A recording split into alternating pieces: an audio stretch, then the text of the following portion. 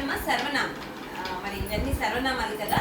My, హమ్, ఇవేమో first person ఉత్తమ పురుష్, తుమ్, ఆప్ మధ్య పురుష్, యహ్, వహ్, ఏ, వే థర్డ్ పర్సన్ అన్య పురుష్ అంటారు. అంటే first person, second person, third person. First పర్సన్లో ఏకవచన్, బహువచన్. సెకండ్ పర్సన్లో ఏకవచన్, బహువచన్. థర్డ్ పర్సన్లో ఏకవచన్, బహువచన్. అంటే నేను, మేము గురించి చెప్తేనేమో అది ఫస్ట్ పర్సన్, నేను నా గురించి చెప్తే.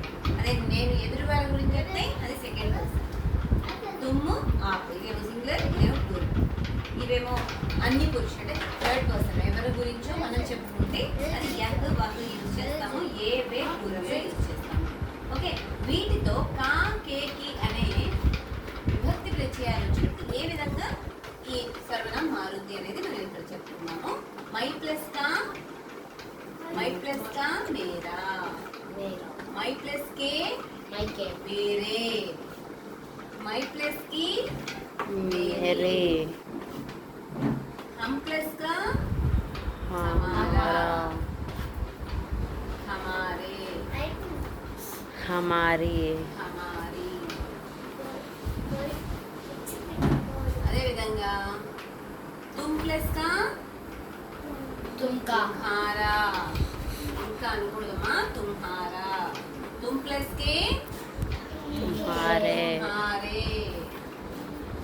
तुम प्लस की तुम्हारी, तुम्हारी, आप प्लस का हमारा, आपका, आपका,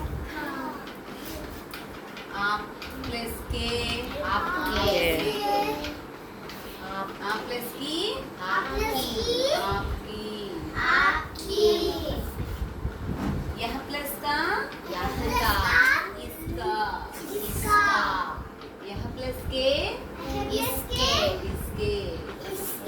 यह प्लस की इसकी, वह प्लस का उसका, वह प्लस के उसके, वह प्लस की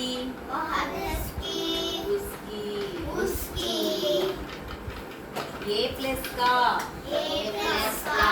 इनका, ये प्लस के इनके, ये प्लस की इनकी, वे प्लस का